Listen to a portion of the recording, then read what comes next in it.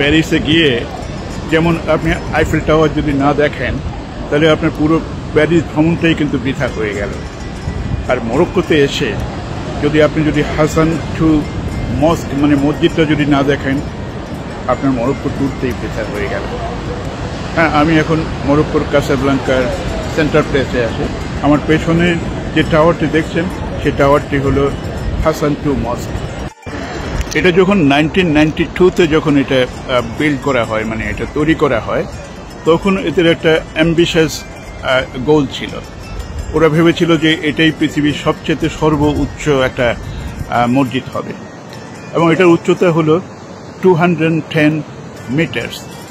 কিন্তু ইভেনচুয়ালি দেখা গেল যে তার পরবর্তীকালে আফ্রিকাতেই এবং এশিয়াতে এবং বিভিন্ন জায়গাতে এর চাইতে অনেক উঁচু মসজিদ হয়েছে। তো সুতরাং এটা কিন্তু এখন আর টলেস্ট মস্কের যে শিরোপা ছিল সেটা কিন্তু এখন আর নেই। আমি একটু করে দেখাচ্ছি, দেখুন, বিউটিফুল সিনিক বিউটি। এই যে সামনেই যেটা দেখছেন সেটা আটলান্টিক মহাসাগর। এই আটলান্টিক মহাসাগরের উপরেই কিন্তু এই মসজিদটা বেশিরভাগটাই তৈরি করা মসজিদ। দেখুন,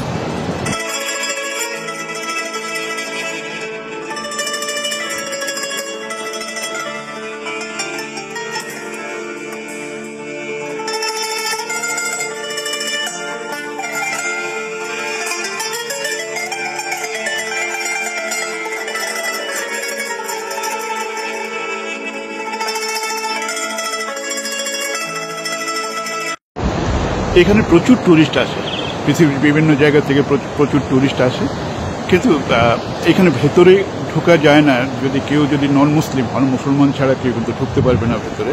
হ্যাঁ, ঢুকতে পারবে, কিন্তু বেশ কিছু ফি দিয়ে, সে অ্যারাউন্ড সব কিছু মিলে আমি যেটুকু জানি যে 15 ইউরোস দিয়ে আপনি ভেতরে ঢুকতে পারেন। আবার ড্রেস কোড আছে, আপনি সব ড্রেস নিয়ে আপনি ভেতরে ঢুকতে পারবেন না। মেয়েদের সেই অনেকটা হিজাব না, ওটা কি বলে, ওই যে আপনি উপরে যে পরে ওরকম ওগুলি পরে আপনাকে ঢুকতে হবে। ছেলেরা কেউ কিন্তু হাফ প্যান্ট পরে যেতে পারবে না, পুরোটা কভার করে যেতে হবে।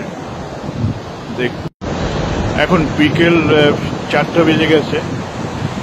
বেশ কিছু লোকাল লোকজন এসছে এখানে সময় কাটানোর জন্য। অনেক বেশ প্রায় 2 কিলোমিটার মতো বোধ হয়ে যায় চওড়া। বাচ্চাদের একটা ছোট্ট জায়গা আছে, ওখানে ওদের বিভিন্ন খেলাধুলার সরঞ্জাম আছে ওখানটাতে।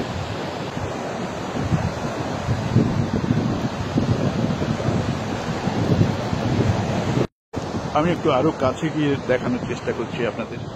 দেখি কতদূর যাওয়া যায়। এই পুরোটাই একটা অ্যারাবিয়ান আর্কিটেকচার। উপরে যে কাজগুলো দেখতে পাচ্ছেন ওগুলি কিন্তু একেবারে ইট রিফ্লেক্টস দ্য অ্যারাবিয়ান আর্কিটেকচার।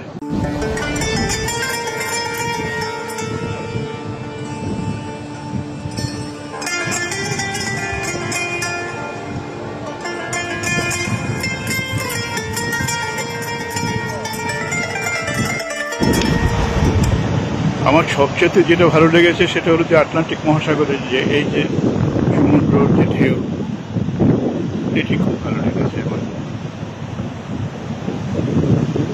ওটা বলতে নিচে বলতে নামা যাবে না, কারণ কোনো রকম শোর নেই, সেশন নেই। এবং সেশন যেটা ছিল ওটা এই যে এই প্ল্যাটফর্মটা দিয়ে ওটা ঠেকে গেছে।